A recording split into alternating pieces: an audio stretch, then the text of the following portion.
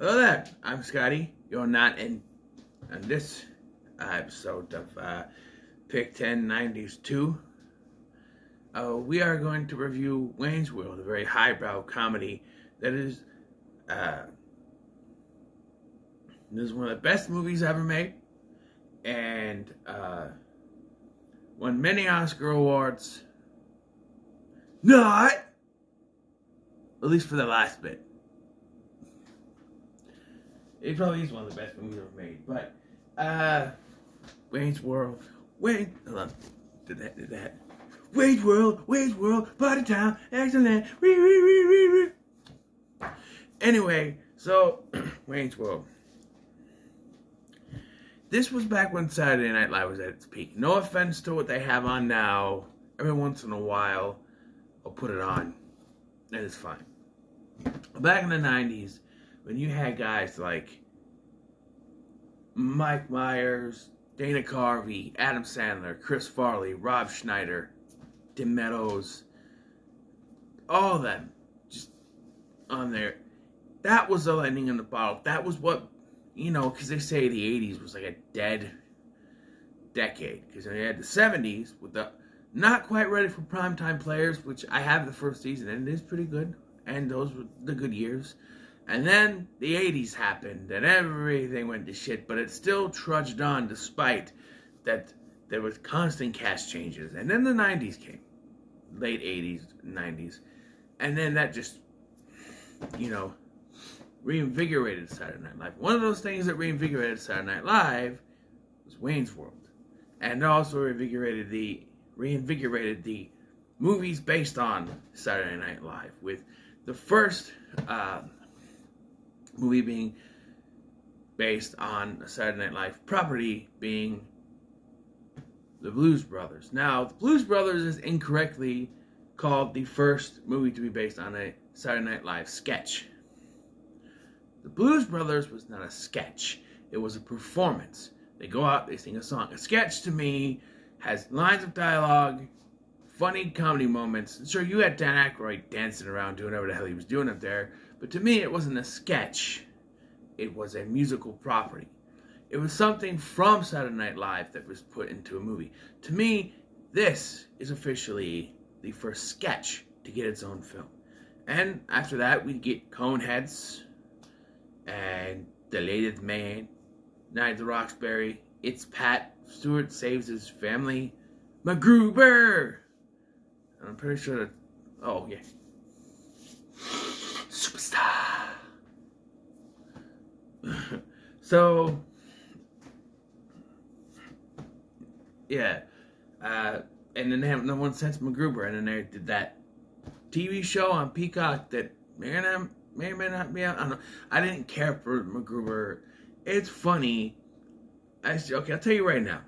This is getting away from it, but MacGruber pissed me off when I first watched it, okay, because they had a bunch of WWE superstars in it, right? And this was heavily advertised in the WWE shows, like Raw, SmackDown. I think even the actors, you know, Will Forte, Kristen Wiig, and Ryan Phillippe hosted Raw when they were doing that guest host era. So they heavily showed stuff with the WWE superstars in it. You go to watch the movie, or you watch the movie, I think I rented it. You watch the movie, and the WWE superstars are a very small part. And, spoiler alert, they all fucking die, except for the Big Show, who didn't go with them. But yeah, you have them recruit all these WWE superstars just for them to blow up, because MacGruber did his thing. Anyway, Wayne's World, right? Wayne's World was a phenomenon back in the 90s. It was big. Like, I was a kid. In 1992, I was 5 years old, and I knew what Wayne's World was because my mom used to watch Saturday Night Live back in the day, back when it was like really, really good stuff on there, like I said. And you watch this, and this is like everything 90s, from the clothes, the music, the attitude, the products that they use product placements for, and the actors. The actors in this, right? You got, obviously, Mike Myers and Dana Carvey. There's T. Carrere, Rob, what is your name? Rob Lowe, And you have Al Bundy himself here. Chris Farley has a cameo. You got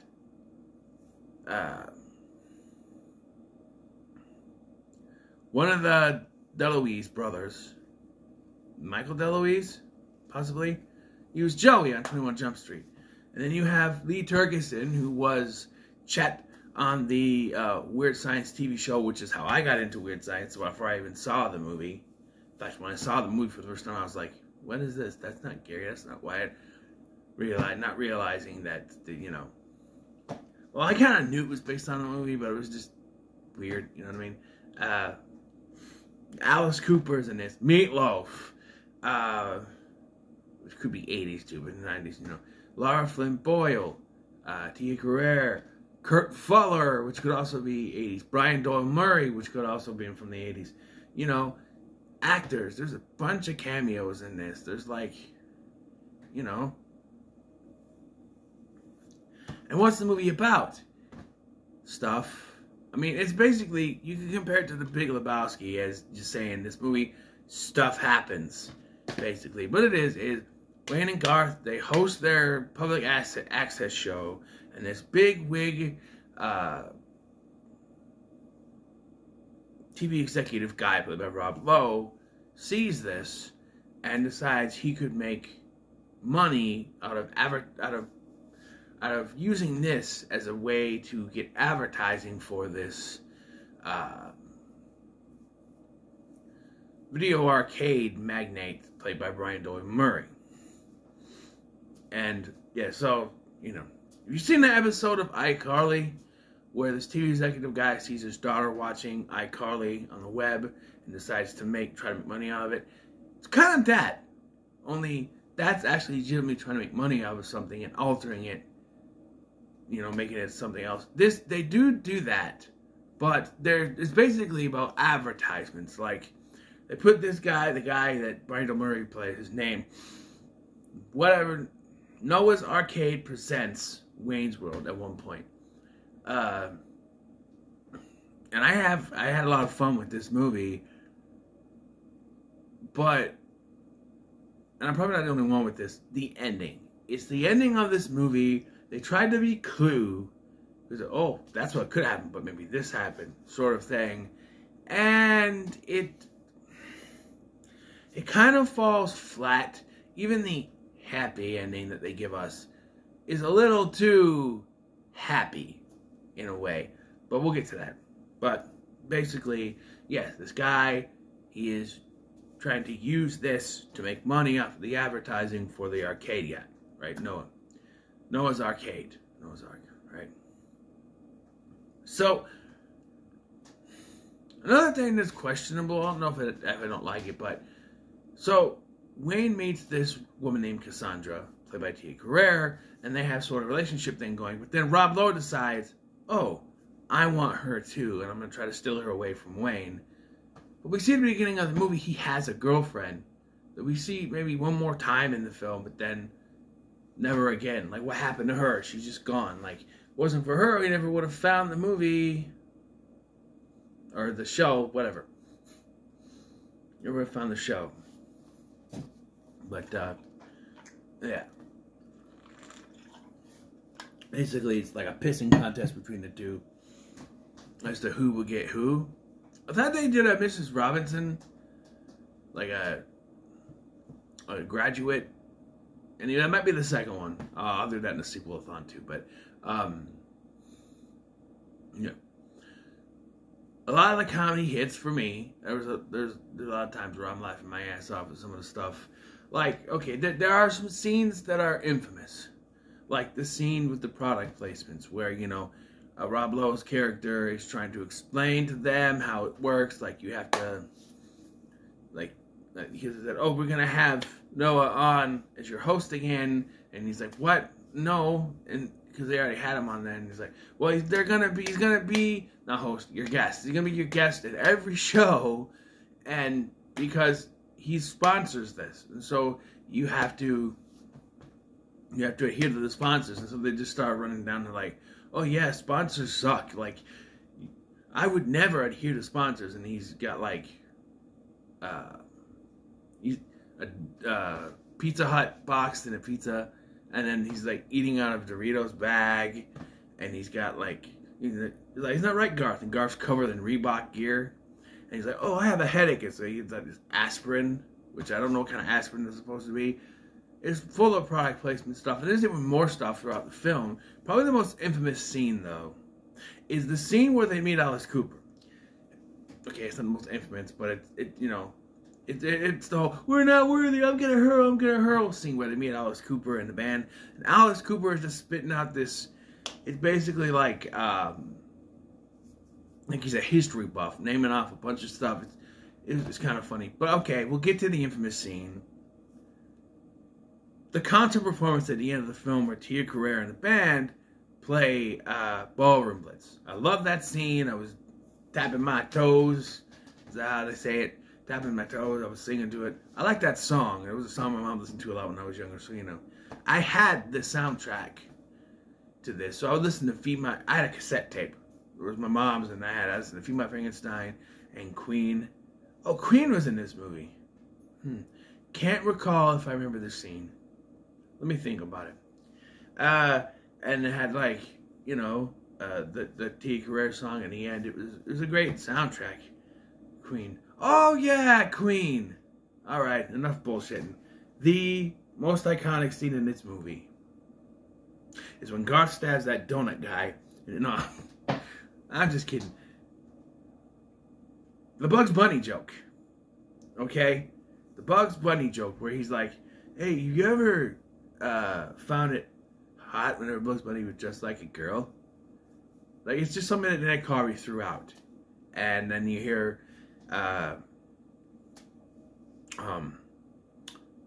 Mike Myers laughing. It's actually genuine laughter, but it's not at that joke, it's at another joke.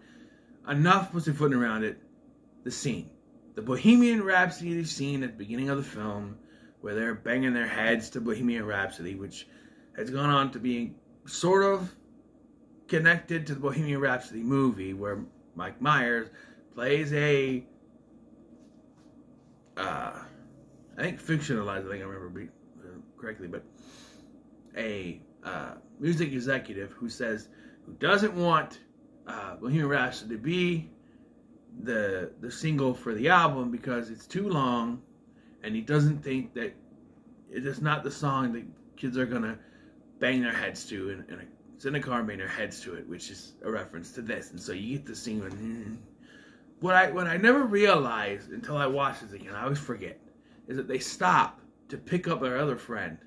Because I always thought their friend just pops up out of nowhere.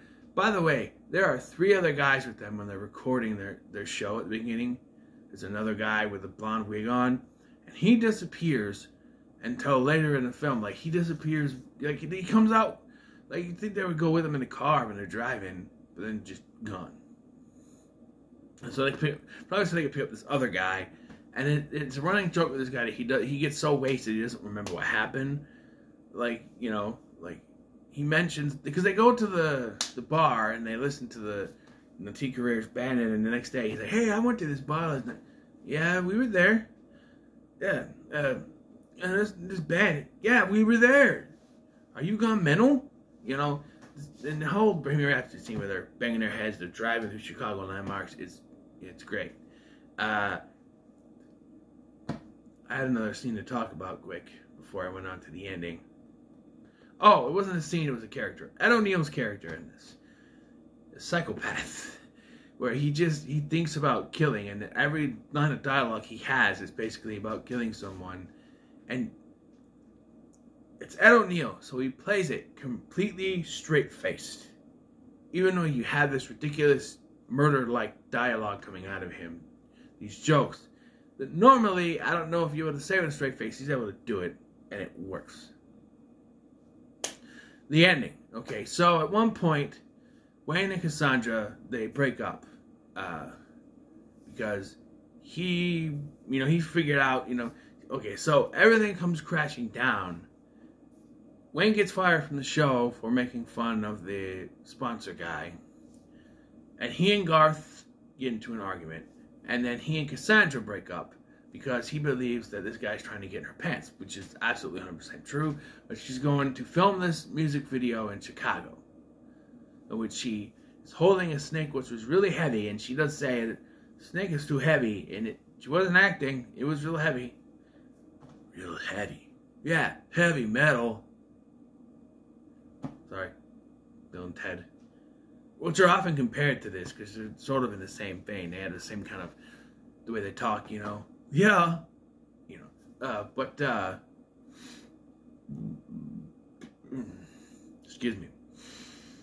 So, Wayne comes up with a plan, with help from Garth, because they reconcile. It's really weird, because they get in an argument, and like, we're not friends anymore, and then he and Cassandra break up, and the very next scene we get the whole stabbing the donut thing, and he walks into this the donut shop, and they make up, reconcile, and then they come up with a plan, because earlier there's a scene where they talk to Chris Farley, and Chris Farley basically lays out, oh, this big record producer guy, he's going through Chicago on his way back, you know, stuff. So they wait a minute, if we can find a way to broadcast the signal so that Cassandra can perform, then maybe she could get a record deal. And so Garth, Lee Turgeson, a couple others, and Kurt Fuller's character, who shockingly ends up becoming a good guy.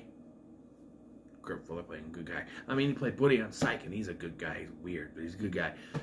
While Wayne gets Cassandra and basically, you know, convinces her, hey, you do this performance, you could get a record deal. And so they take off. And then Rob Lowe chases after them, but he's stopped by this cop played by Frederick Coffin, rest in peace, who I know as the villain in Xenon Girl of the 21st Century. Shut up. Anyway, I grew up with Disney Channel, okay? Leave me alone. Anyway, so it's established earlier on this guy likes to do special body checks, cavity searches, and not looking in your mouth. Different kind of cavities. And so, and I laughed my ass off because it's just the look on Rob Lowe's face. We can say, okay, we need to do one more search. You need to put your hands on the thing. Okay, like this. And then you see him put the glove on and it goes, Ch-. And Rob Lowe's face goes, Ch-. His eyes go, oh, you realize this. And so then, and the thing is, we see this like 3 times because of the way the ending is done. But he arrives at Wayne's house and he comes out of the car and he's like,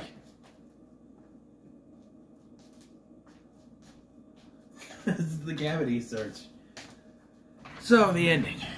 Everything converges on Wayne's house as they performed the Ballroom Blitz song with Cassandra's band.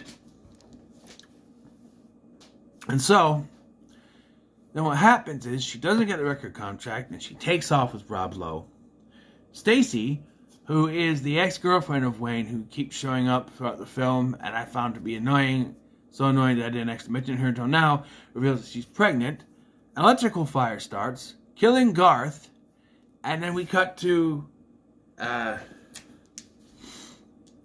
Lowe and Tia Carrere, Cassandra, on a tropical island. They ran away together. And you're thinking, this is an ending? What? But then when Garth come back into camera view and said, no, we can't end a movie like that. Let's do the Scooby-Doo ending. And this might be the most unnecessary ending, because it cuts back to Rob Lowe showing up again, wilding his way in. And the record executive says, hey, I saw your performance, and then it cuts to, okay, let's unmask this guy. And Rob Lowe is being held by the cops, and they unmask him to be this old dude they showed at the beginning of the film. Old Man Withers, which makes no sense. He was trying to, something about money for an amusement park. I don't know. Okay, let's do the happy ending. And happy ending, like I said, is too happy of an ending. Like, she gets the record contract. Her and Wayne are still together. Stacy doesn't show up. Garth gets this girl that this dream girl that he's been seeing at the donut shop, I think it was, whatever it was. And then Rob Lowe makes a speech about how I've learned that taking advantage of someone, and I'm just like, no, you could have done an amalgamation of endings. Have the cops show up and arrest him for something. I don't know. Like, it really is a non-ending if you really think about it, because how does he get his show back for the sequel? Like, it doesn't make any sense to me. Personally. You know what I mean? But, you know, happily ever after until the sequel, I guess. I don't know. And I get it, it's a comedy. It's supposed to be a little bit of a spoof. There's a lot of fourth wall breaking throughout the film. But, I don't know. They could have done something better with the ending. But as it stands, I will still say that Wayne's World is pretty good. In fact, if they had a better ending, it probably would be To the Moon. But, you know. So let's go ahead and roll the dice. Move Rockadoodle out of the friggin' way, first of all. 6? Okay. 6 it is. 6 if you're from